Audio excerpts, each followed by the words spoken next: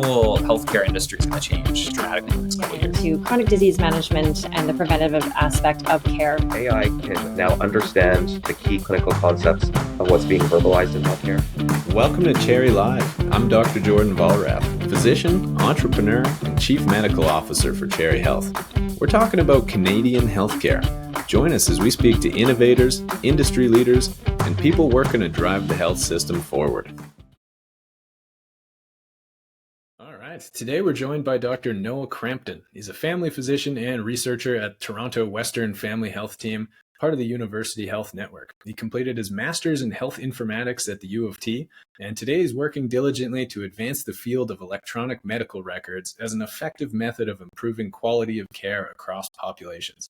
He's now the CEO of a budding, successful startup based in Toronto called Mutuo Health.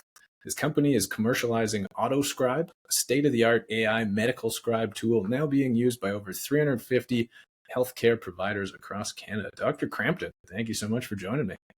Thank you so much for having me, Jordan. So, AI is like just bursting out of the scene here. Why is this suddenly so popular? A year ago, you'd say AI and people would just think back to the Terminator movie, and that was really the only thing that would come to mind. But now it's like a household name. Why now all of a sudden is it everywhere?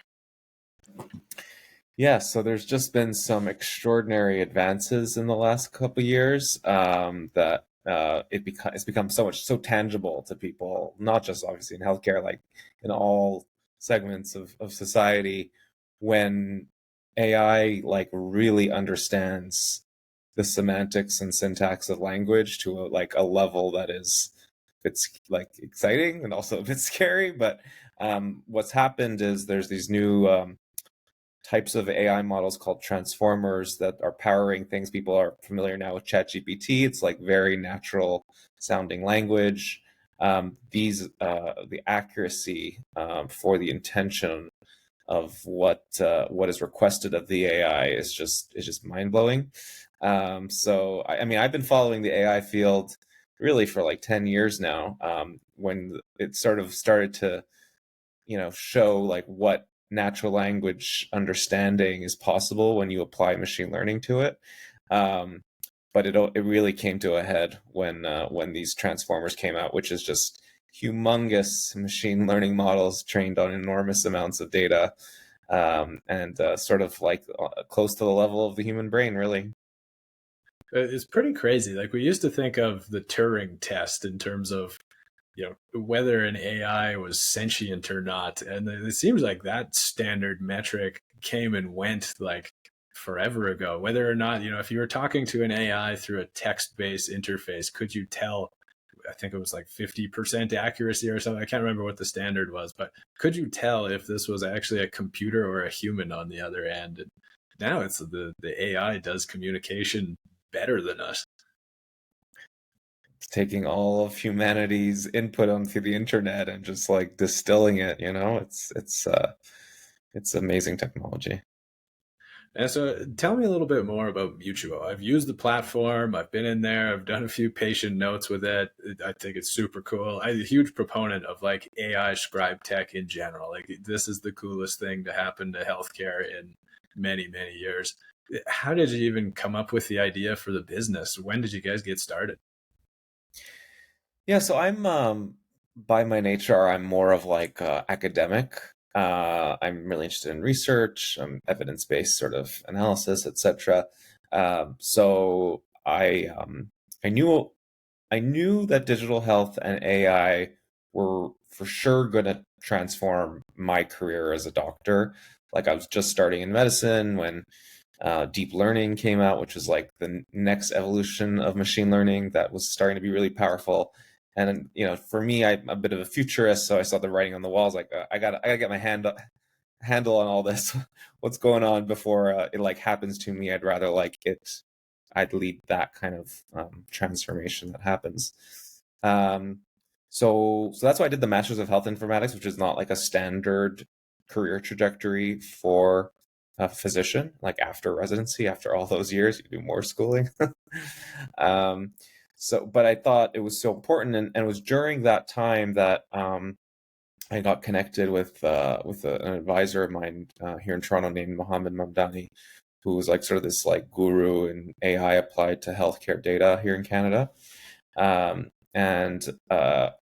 we did a bunch of research projects together, but he was like, if you can nail the AI Scribe value proposition, there's huge market opportunity there, and it'll be solve so much problem, especially with the burnout crisis that we as clinicians were facing. So it was at that time, just before the pandemic, that I started this research project with some colleagues at the University of Toronto and the Vector Institute, who were like AI computer scientists, and I sort of explained to them, like, with the dialogue data of a doctor-patient conversation, the corresponding electronic medical record, it should be possible to, from that dialogue data, predict what that medical note would be.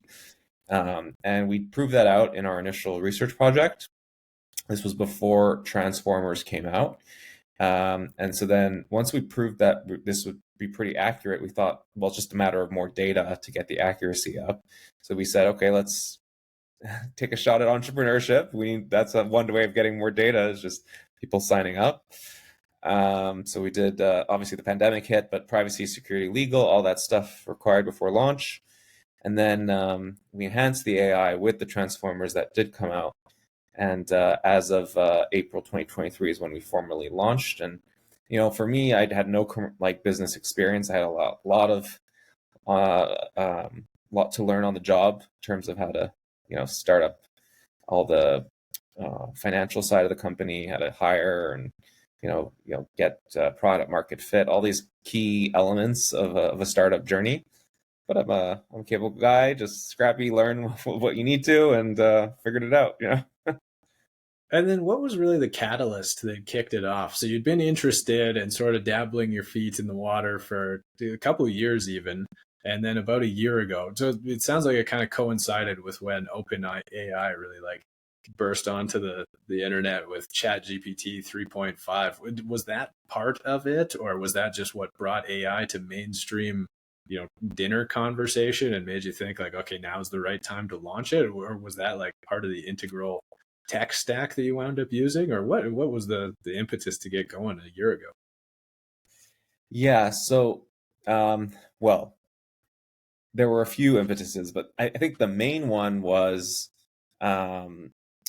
with the launch of OpenAI and GPT, it really reset this playing field in terms of possible accuracy of a generated technology.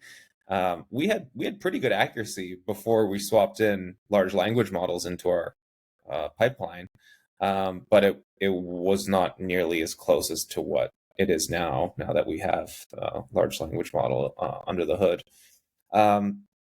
So originally we didn't have GPT. We used an open source one in Canada. There wasn't a private Azure instance of GPT at that time.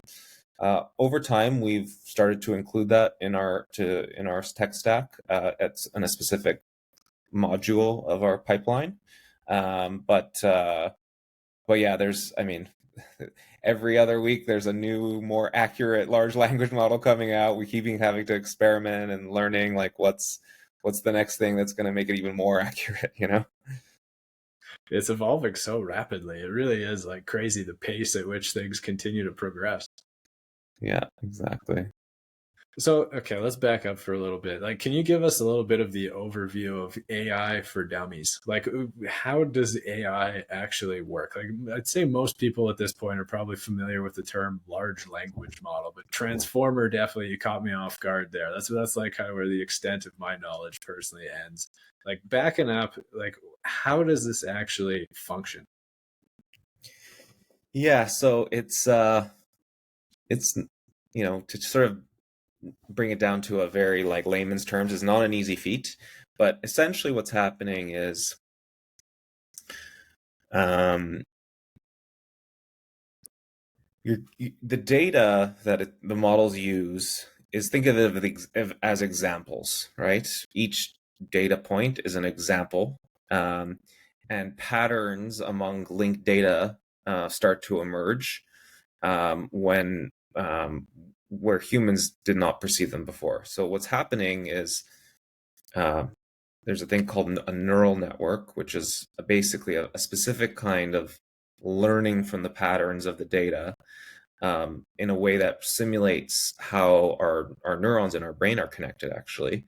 And there's a lot of what's called sort of statistical predictions, heuristics, and different combinations of statistical models that are happening in the linked data, where when you get to such a large volume of data, the models become such complex statistical predictions on their own, just because of how the neural networks are formed, that it learns in a way that is similar to how we learn as humans, right? Like essentially, it's that cognitive tasks. AI can be thought of like achieving a cognitive task that only us humans have been capable of doing, like abstraction and execution of certain, multi-level instructional tasks, those kinds of things. In the past, if you were just that regular computer software, think of all the if-then statements that you'd have to write down to account for all the different options you as a human can do when you're doing all these cognitive tasks, right? It's essentially infinite. So these neural networks are simulating what our neural cortex is doing when it's sort of deducing at a statistical level what the most likely predicted outcome should be. I know it's like complex, but I think doctors, who are watching this, they get what's going on in the neural cortex, Yeah, I kind of half get it. Like, taking it back a few years, they would take AI and train it to play a game, right? So I remember when the AI first beat Gary Kasparov at chess, and it was like, holy smokes, this is crazy. Or you think about any other like closed system where there's like a clear endpoint win condition, and then just repeating again and again by trial and error. The computer program figures out what is right and what is wrong. And then when you extrapolate that out, then fast forward a year or two, and then it started being able to play like more complex games where it wasn't as closed of a system like StarCraft. And, the AI started being able to beat the top players at that, where there's a whole ton of things going on at once and multitasking. And now it's at the point where it can just talk to you. And it seems like it's just guessing the next word based on the statistical probability of what it read the next word was after it reviewed like a billion web pages. Is that essentially how it boils down? Yeah, it is like representing, the likely next word or outcome that we as humans expected it would represent. It's like a hive mind. It's wild. Okay, and then what are the actual pieces of an AI tool like Mutuo? Sort of taking a look at the actual tech stack. So what is a transformer? What's a large language model? What other components are actually needed to work together to build a tool that is capable of listening to you and a patient and then summarizing the language into a SOAP note, for example? Mm-hmm. Yeah, so large language model is like is a linguistic based version of a transformer. Transformer is like the catch-all term for this enormous combination of data and the statistical tools I just talked about, organized in a specific novel way. And so that could be like for imaging data, right? That's a different kind of data set. But large language models specifically around language. And there's a lot of optimization that needs to happen for different languages. Obviously, the semantics and syntax per language is very different. And then even per domain expertise, you can develop a large language model that is specific to, for us for healthcare, but other domains, there's just very unique language that's employed there. In Mutuo, we have a pipeline where within the pipeline we're intaking the dialogue data, and we're converting obviously the audio to speech to text, so converting to text representation of the dialogue. Then we feed it into our pipeline, and in that pipeline we're applying a fine-tuned version of a specific kind of large language model, where we're getting a prediction on so that obviously in the doctor's patient conversation we're doing like layman's terms, patient-friendly language. We're not using all the technical jargon that we would write in our medical notes, so predicting the corresponding medical jargon from that. A lot of things contextually, like we have to keep the context window for the entire dialogue. What I mean by that is, if you talk about having a cold at the beginning of the visit, talk about depression the rest of the visit, but then talk about cold at the end of the visit again, the model has to know that actually in the note those two things have to go together. So there's a prediction on that. There's prediction on note organization, so how to format based on, we have the specific prompt architecture depending on which sort of note template and note writing style the clinician wants. And so those are among some of the things that are happening under the hood in a very short period of time, within like less than a minute. So that just by what's seen on the user interface for the doctor's purpose, they're just seeing like a final note predicted. And how long did it take to like make that all work together? And then how do you actually assess the accuracy of it when it comes to, let's say, like the medical context here, patient encounters? Yeah, I mean, it was a lot of trial and error.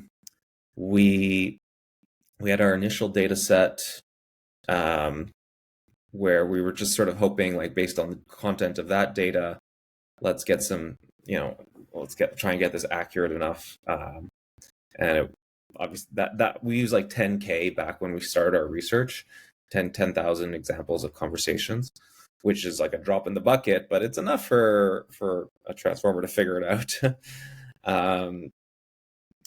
But I would say the more data we've added and the more the models themselves have improved with time, we started to always re-engineer, re-architect to enable more flexibility in sort of analysis of that dialogue data, and also customizability.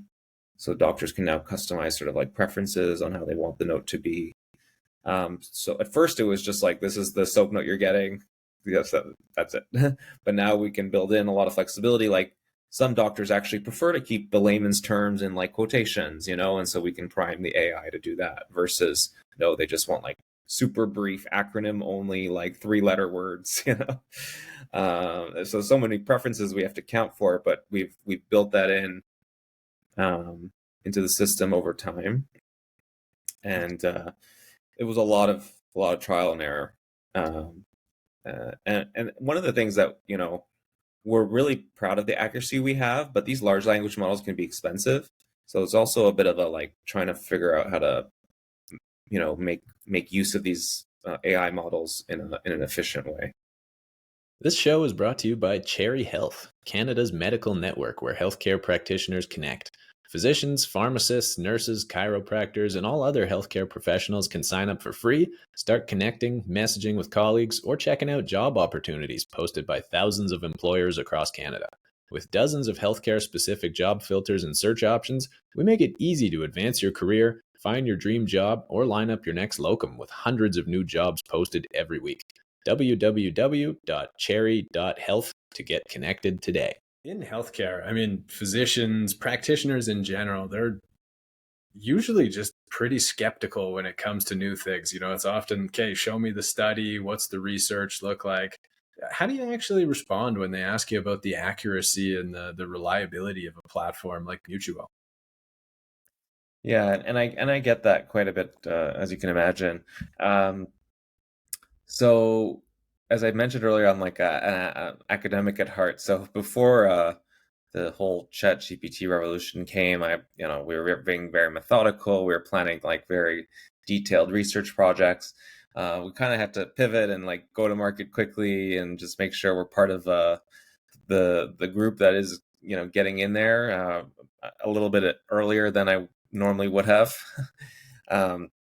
But in parallel, now we have two big research projects ongoing, and one is sort of getting at that sort of intangible human clinician perspective on the quality of a note and the usability of the note, and I can sort of describe what that means. But so with St. Michael's Family Health Team, they're going to be looking at whether or not it's has all the key components of what real actual documentation should have, whether it's comprehensively describing the patient's symptoms, the physical exam is thorough, the investigations, etc. There's a template tool that we're going to be using called QNote that's been validated in the literature to evaluate the quality of the note. The usability of the note is related to, you can be extremely comprehensive, but for family doctors, you don't want a 2-page note, because reviewing all those notes historically, when you see a patient for the 10th time for the same problem, will take forever to do, right? So, appropriate conciseness and ignoring certain components of a history, even if the AI, may think it's salient, but in fact it's not, those kinds of components will also be evaluated. So we actually have human evaluators comparing the AI note to what the doctor would have written themselves directly.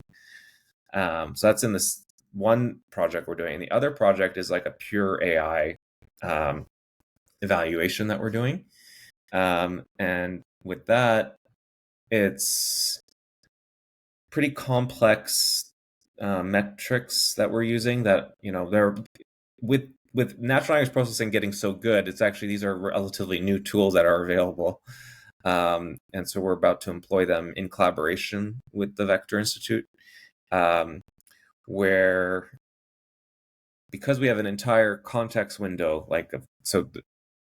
the words are, and different punctuations divide into what's called tokens. And when you have a certain word that you're processing, let's say, a symptom, let's say it's a cough, and the description of the cough is very far away in the transcript. It's, productive, right? But the AI can say, oh, that's related to that word. That's the descriptor of that word.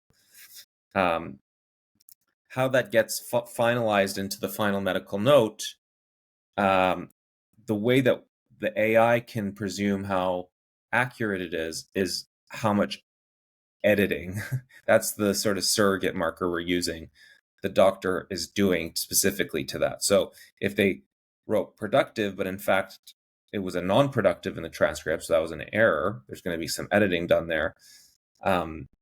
There's a distance measure in the vector, which is what's powering the math under the hood of the AI, that would actually show, oh, the vector was pointing in the wrong direction, it should have been in this direction. So those changes in measures between the vectors is actually the metric. It's you can use either something called BLEU or Levenstein. Anyways, I'm not gonna get too much in the weeds, but we're both doing a human evaluation and a technical evaluation to get at both audiences, right? Clinicians as well as computer scientists.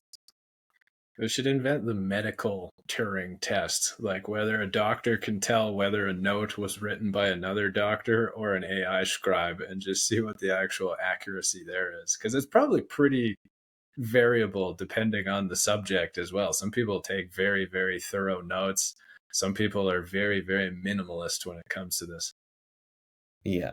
And so that, medicine has been such a, human centered enterprise, because the human brain was much more powerful than anything else up until the current moment. Now we have to think about how, if an AI is able to reflect on all the evidence in the literature much faster and appraise it much faster than we can, we have to work alongside that. We're not going to displace one another. Those are the future issues that are about to come out. How we navigate that's going to be very interesting. I have no evidence to back this up, but just subjectively, after having used a half dozen different AI scribe tools, they all seem like they do a better job of writing notes than I do. And I've also worked at clinics that had actual human scribes taking notes. And like, it's honestly, a lot of the time, it seems like I'd rather just flip on Mutuo and have it do it than have the person do it, because it just like it seems more accurate. Yeah, I mean, think a good way of thinking of it is like think of all the data that is on the internet related to, making a note from a dialogue and just like average that out, right? Like in theory, like there could be some bad data in there, but it's probably outweighed by the good data, and so you're just getting the outcome of all that. And so, what are the actual risks of adopting a tool like this for a clinician? Like, I can imagine, if the AI hallucinates a pertinent positive or negative on an ER note transcript, that could potentially result in a lawsuit later on. Like, what would, when you guys as a company are evaluating this and then like just answering these questions to users and potential users, like where do you actually see the risks and the problems, and how do you plan to address that going forwards with, either the technology just advancing as the industry itself, or in terms of what you guys have planned coming up with the company internally? Yeah, so hallucinations is like the main pitfall right now of these large language models. Um, and it's actually, in some respects, the rarer they are, the more challenging to find a like routinized process to deal with them. Because right now, basically, um, we have a very stringent like human revision process for the output of the AI. The, the AI generated note is very clearly labeled an unfinalized note. It is not to be considered the doctor's signed off, final version, um, and that's appropriate. Like we have a human in that loop to ensure that it's not executing on a clinical action when it shouldn't. Um, right now, our hallucinations are relatively rare, so it's part of that editing process. It's just looped into that at this point.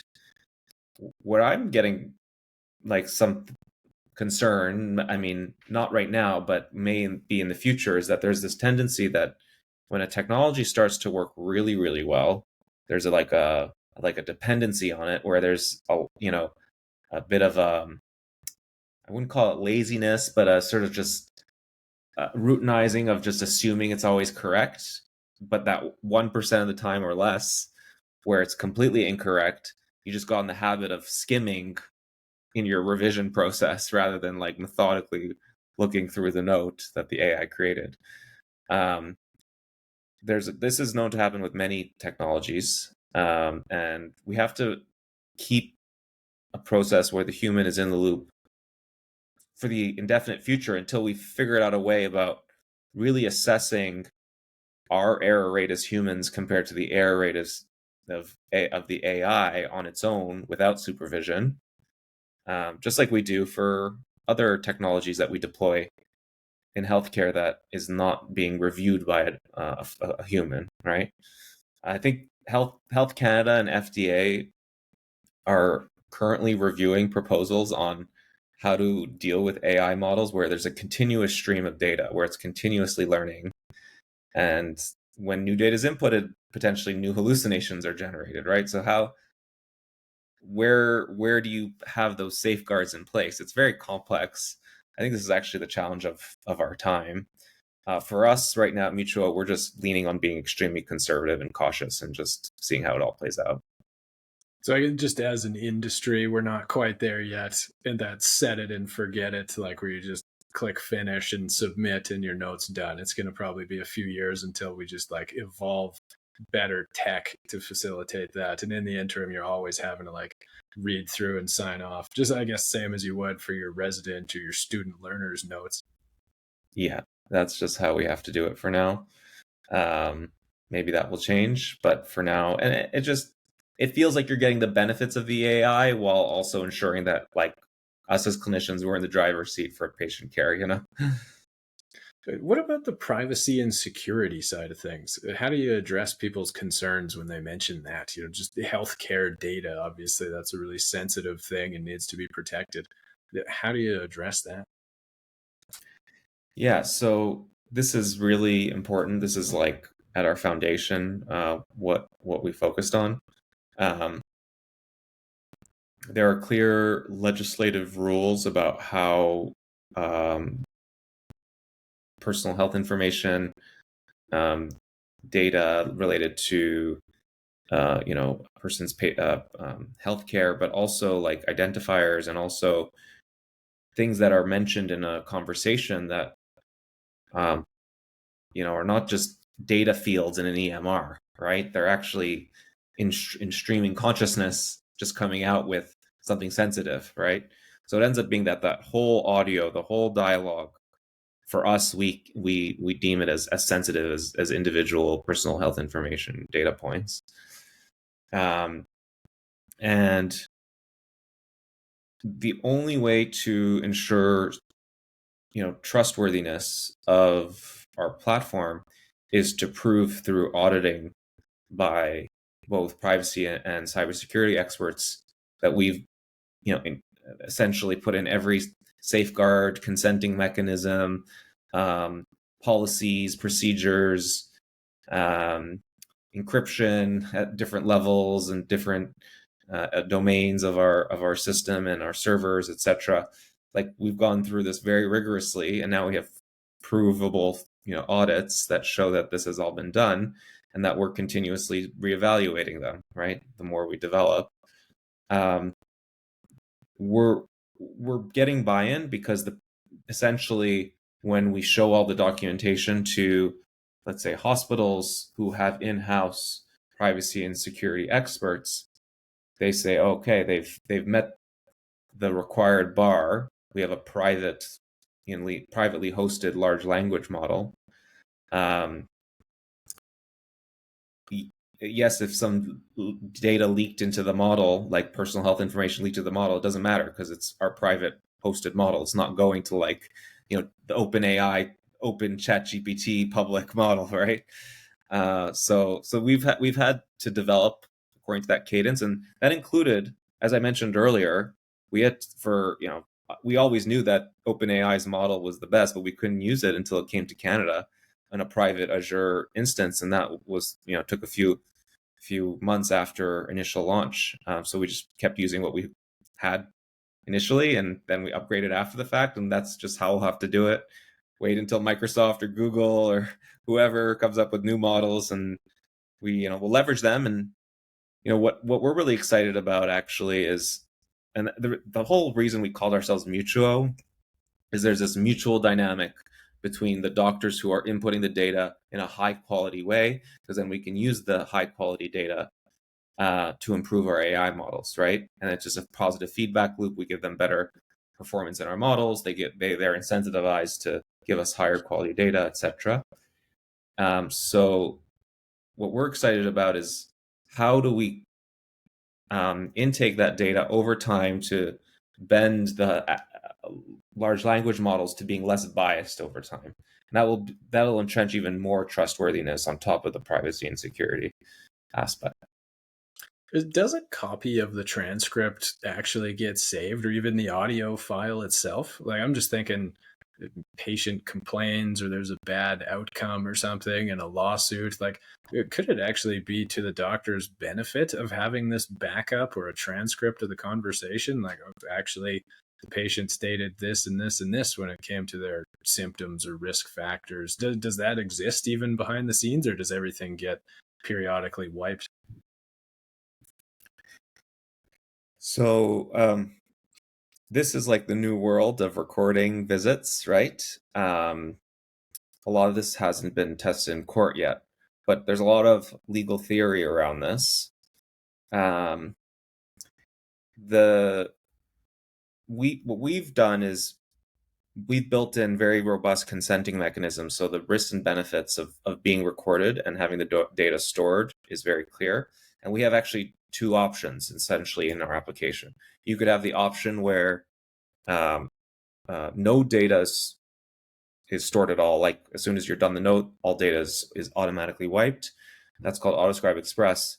But the thing is that the system doesn't retain any of your edit data, so it doesn't learn from your edits and start to improve based on how you edit, a clinician edited the note.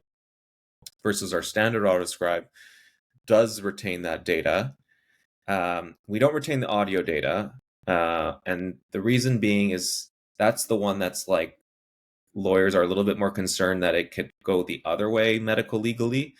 You can imagine a situation where recording like of the audio, where an unfortunate sort of mentally unwell patient is verbalizing their concerns, but the context of that patient was that the clinician suspected that this was not something true occurring, but in fact it was true occurring. And if you go back to the audio, so versus like what the medical note was representing about in terms of the clinical evaluation. So there's just some risk about keeping audio. So we don't keep audio even in the standard version. But in terms of the transcript, right? So the patient-physician dialogue transcript, because there's potentially some error in that speech to text, there's lower risk with that.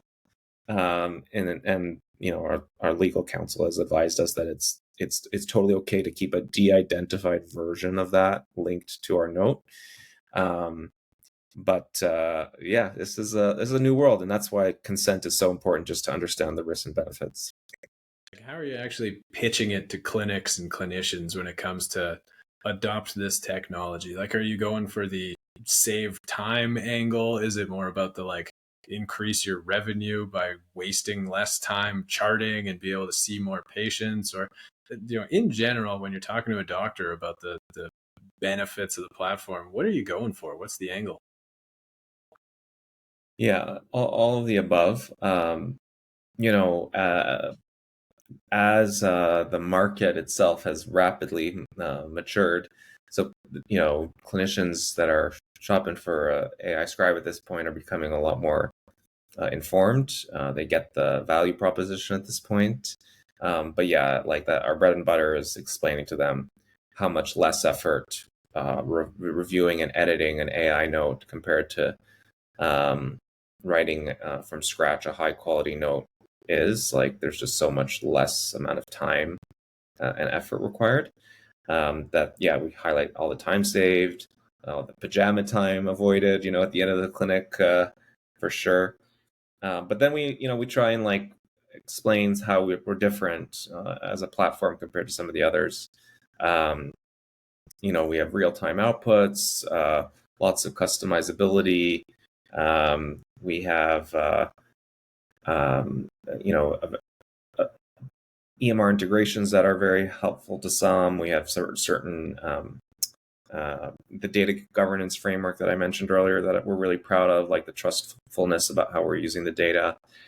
I think one of the things that we're really strong at is related to like really customizing to the doctor's like templates that they have in their existing workflow.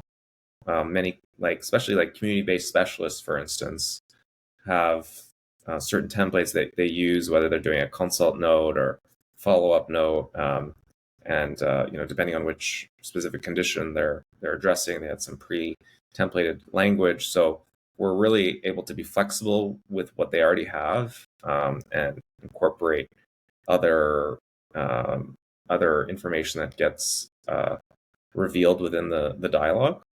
I think the main selling point is you got a 1 month free trial.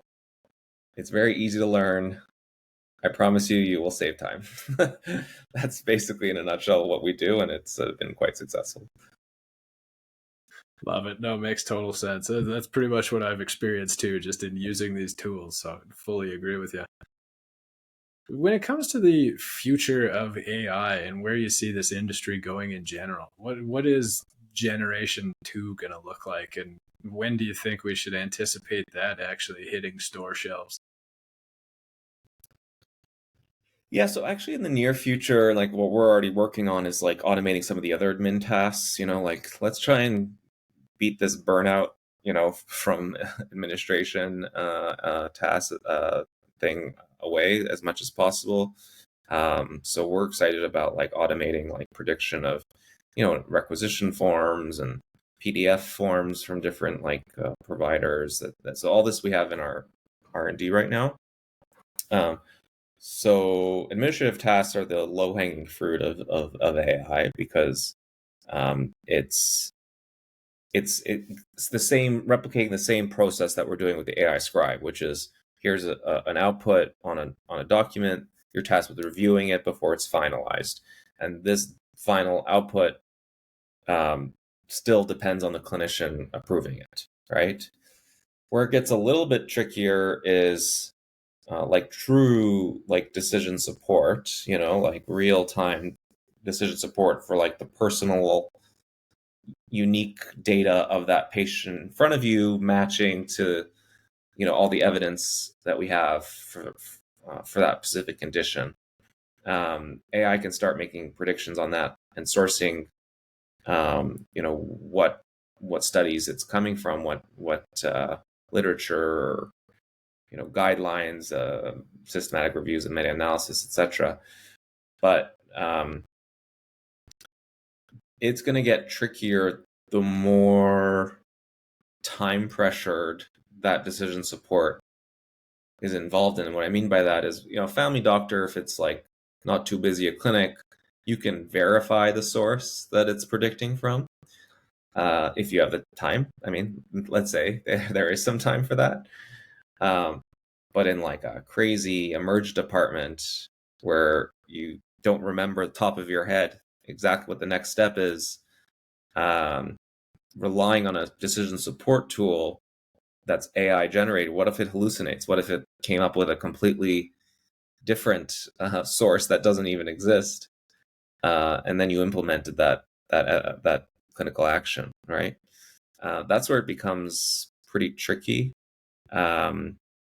But it's very exciting, right? Because as humans, we make errors all the time as clinicians, right? We're always, relying on biases.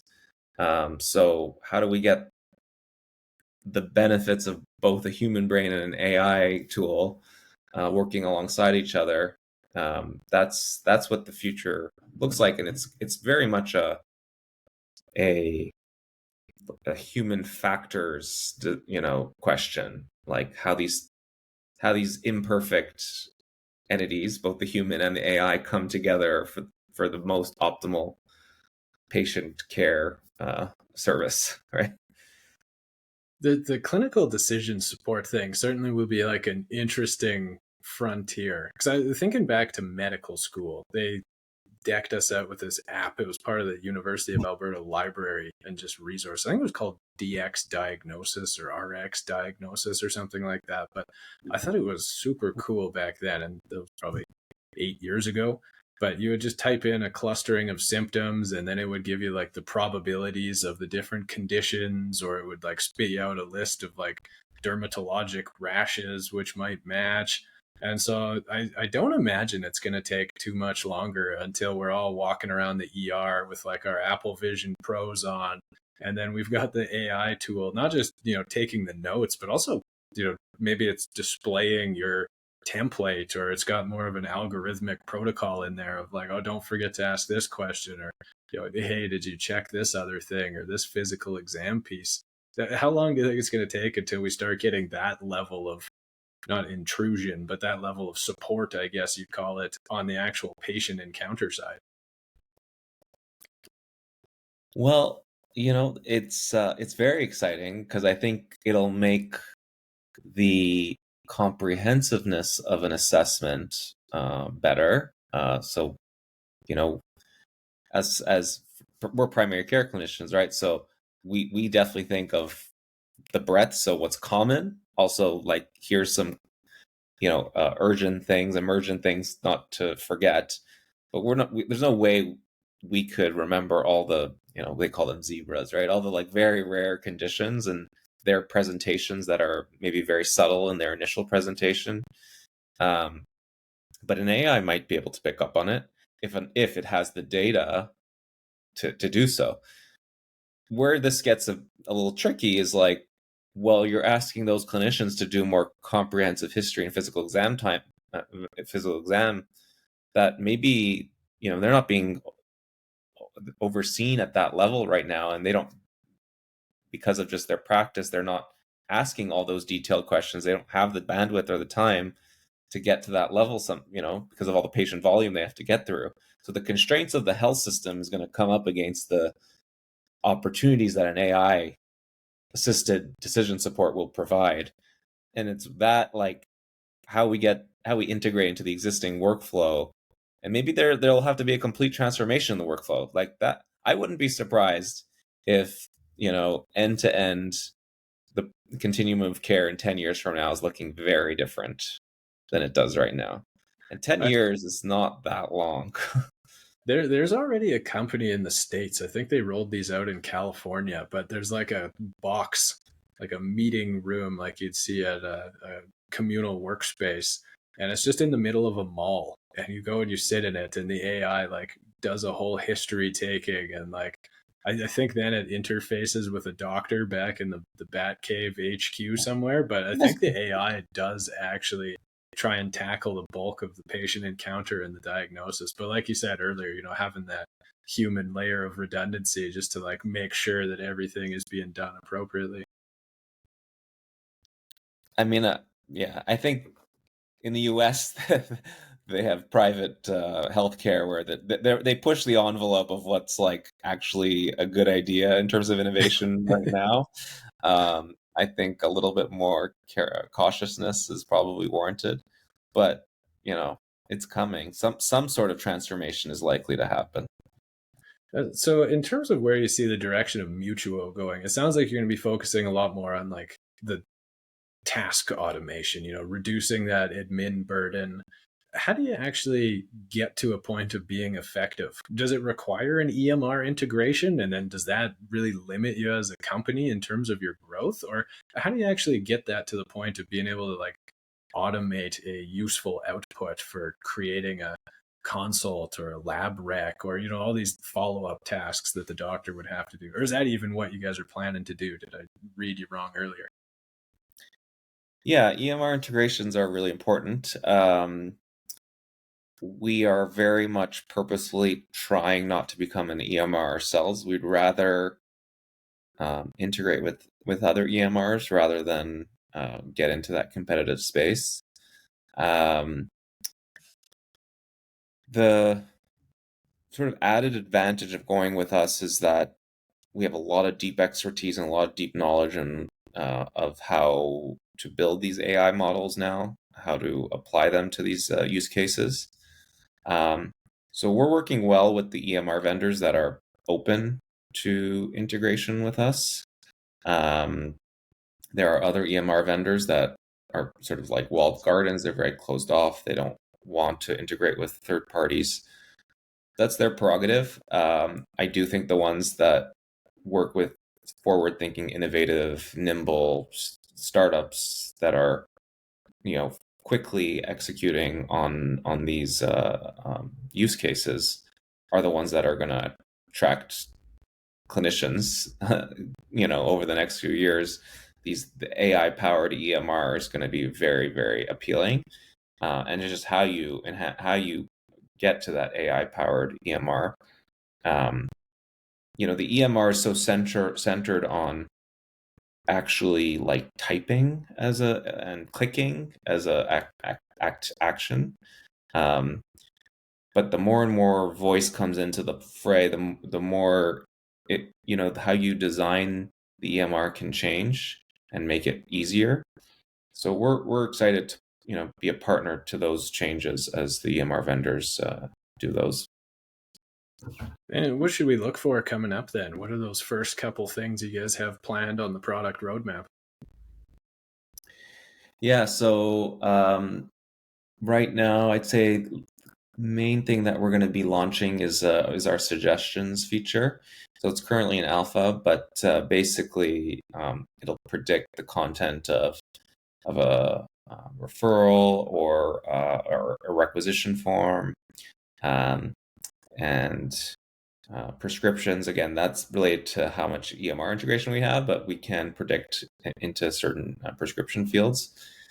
That's our suggestions tool. And the other one we're really excited about, and this one's coming along very nicely, is our PDF form predictor. So essentially taking the data from the AI Scribe as well as EMR data if we are integrated, and predicting the answers to various forms, whether that's like an insurance form or disability tax credit form, or you name it. You'll be able to pull out those questions and then suggest answers to those questions. Very cool. I'm looking forward to testing it out when they drop. Let me know if you need any more alpha testers. Okay, absolutely. Awesome. Okay, well, we're kind of wrapping up on time here. Any final thoughts? Anything else you wanted to shout out before we close off?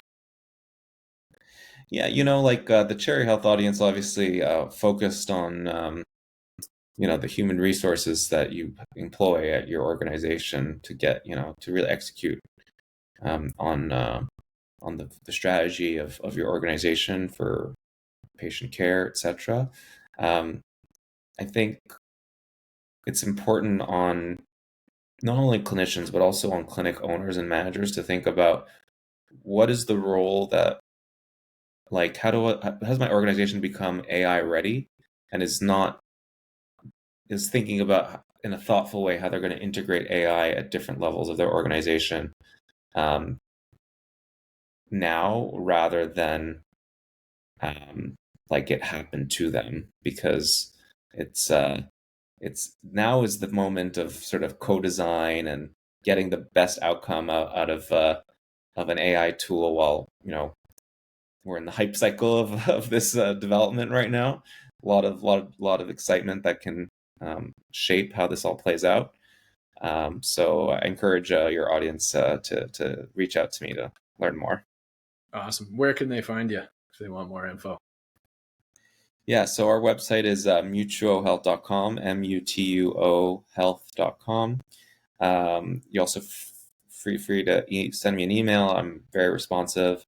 Noah.Crampton@mutuohealth.com.